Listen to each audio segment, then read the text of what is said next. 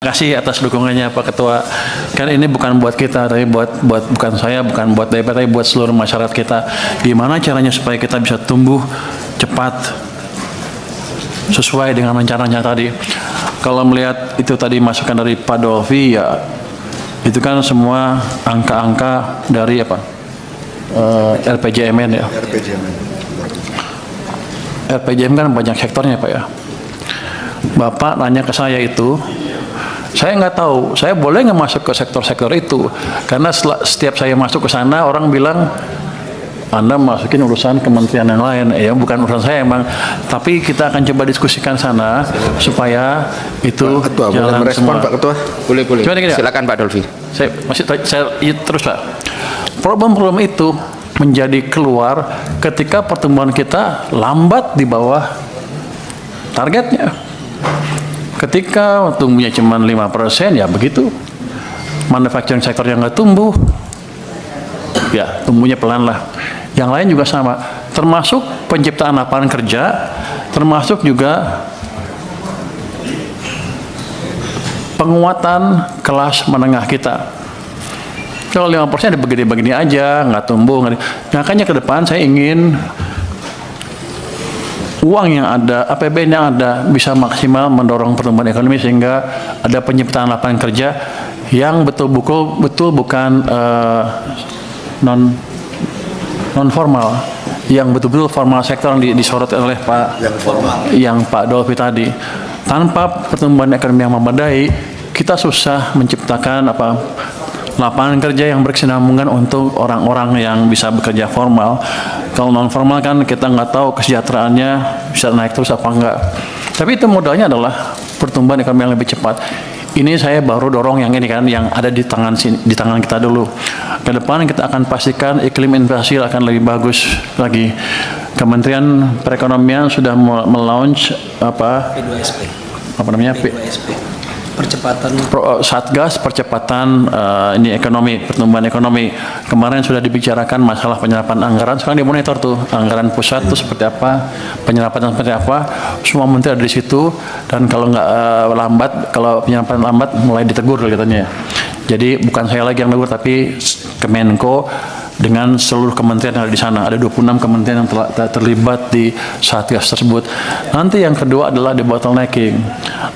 Debottlenecking kita sudah bicara dengan beberapa pengusaha, beberapa asosiasi, dan sudah masukkan keluhan-keluhan mereka, dan kita mulai perbaiki. Tapi yang lebih seru lagi nanti ke depan, mulai minggu depan, kita akan buka pengaduan khusus untuk para pelaku bisnis yang mengalami gangguan bisnis di seluruh Indonesia. Mereka akan bisa mulai ngadu minggu depan lagi akan kita mulai sidangkan satu persatu, case by case. Kalau di atas kertas kan peraturan gampang kan, bagus, OES ideal. Kalau saya dengar laporan kemarin juga bagus, semuanya lancar. Tapi di lapangannya kan nggak gitu. Investor belum masuk ke sini dan kita kalah dengan Vietnam dan lain-lain. Saya harapkan nanti dengan adanya sidang-sidang seperti itu, kita akan betul-betul tangani masalah yang betul-betul dihadapi oleh pelaku bisnis. Dan nanti ada juga di situ ada Pokja 3 kalau ada peraturannya. Kalau di Pokja 2 yang di bottlenecking tadi ada masalah yang ditemukan masalah peraturan, nanti peraturannya dilempar ke Pokja 3. Pokja 3 aja akan memperbaiki peraturannya. Dan kami akan monitor terus nanti dari Pokja 2 gimana implementasi perbaikan peraturannya. Dengan cara itu, saya pikir kalau moneternya bagus, optimal, fiskalnya bagus, optimal, belanjanya masyarakat bagus, nanti terus iklim usaha jadi diperbaiki secara terus-menerus ya. Ini kan saya pikir setiap Senin atau Selasa saya akan sidang, kita akan mungkin 7-8 kasus setiap hari itu nanti kita bereskan.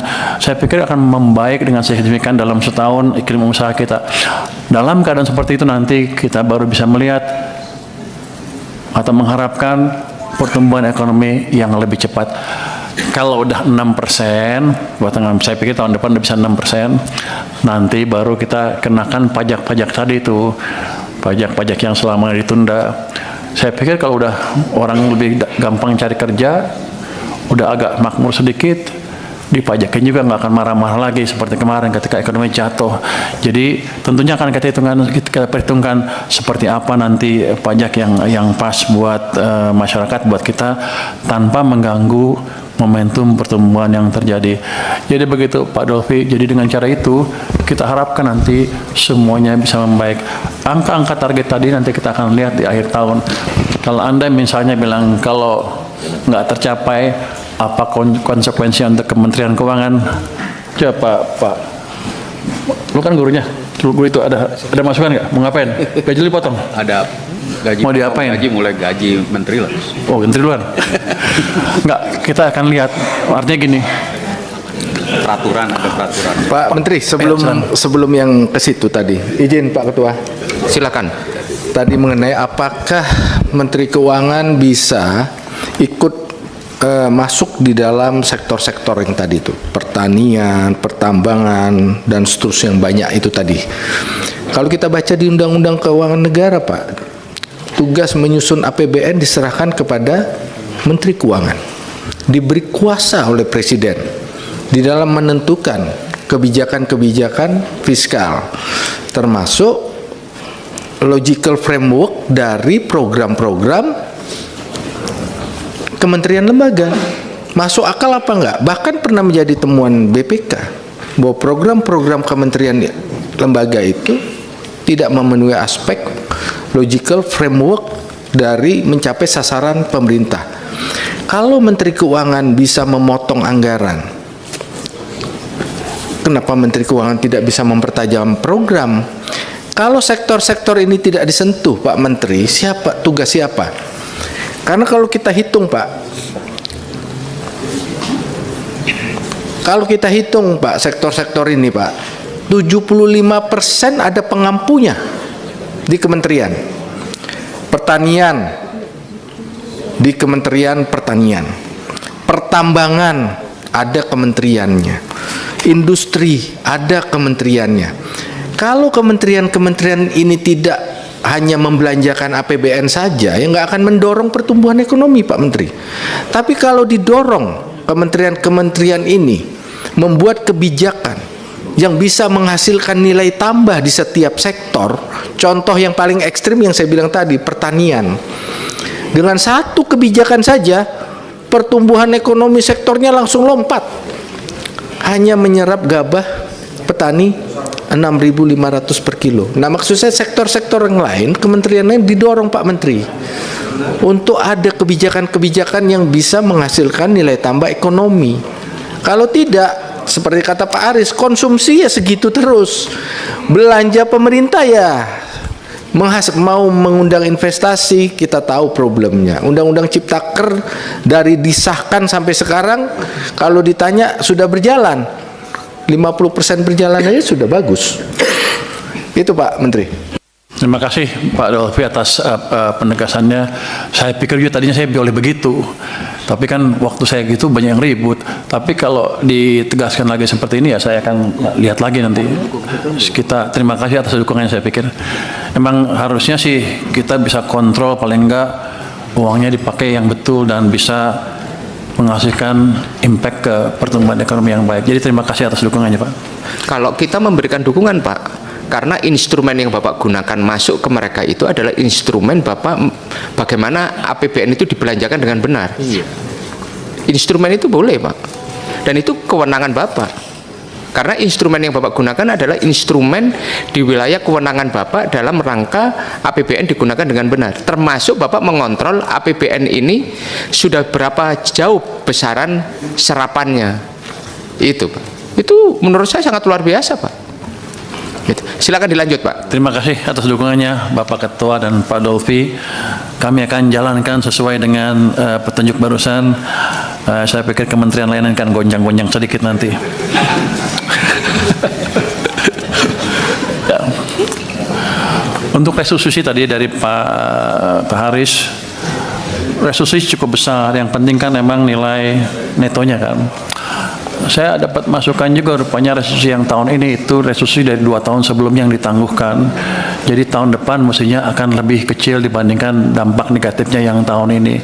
Jadi dua tahun lalu ditangguhkan, ditaruh semua di tahun ini.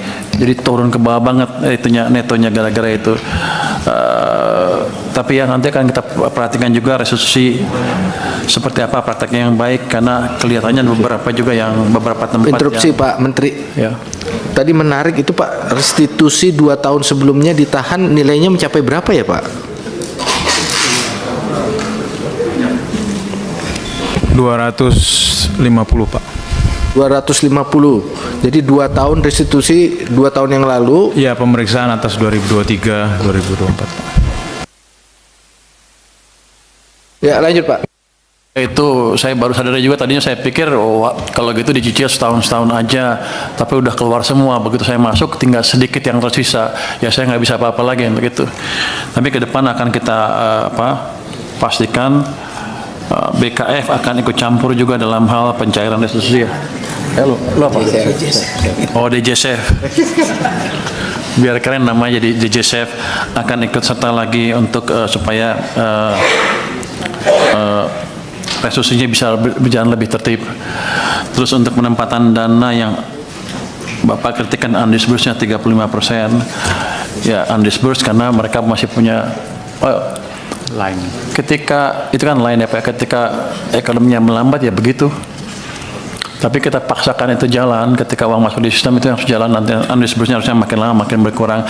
Memang banyak yang kritik katanya undisbursed-nya tinggi, kenapa Anda taruh uang lagi lebih banyak, pasti nggak berfungsi. Tapi kan kalau lihat hasilnya kelihatannya berdampak juga dan cukup signifikan. Artinya teori-teori ekonomi yang Bapak dengar itu salah teorinya. Saya tahu beberapa ekonom ngomong gitu, mengkritik saya bisa-bisan di awal, tapi kan dampaknya beda tuh. Kita lihat hasilnya aja. Kalau saya jelasin teori mereka juga nggak ngerti. Jadi kita lihat hasilnya, memang berdampak. Dan ini eksperimen yang sudah kita lakukan berkali-kali dan saya yakin ke depan harus kita jaga terus.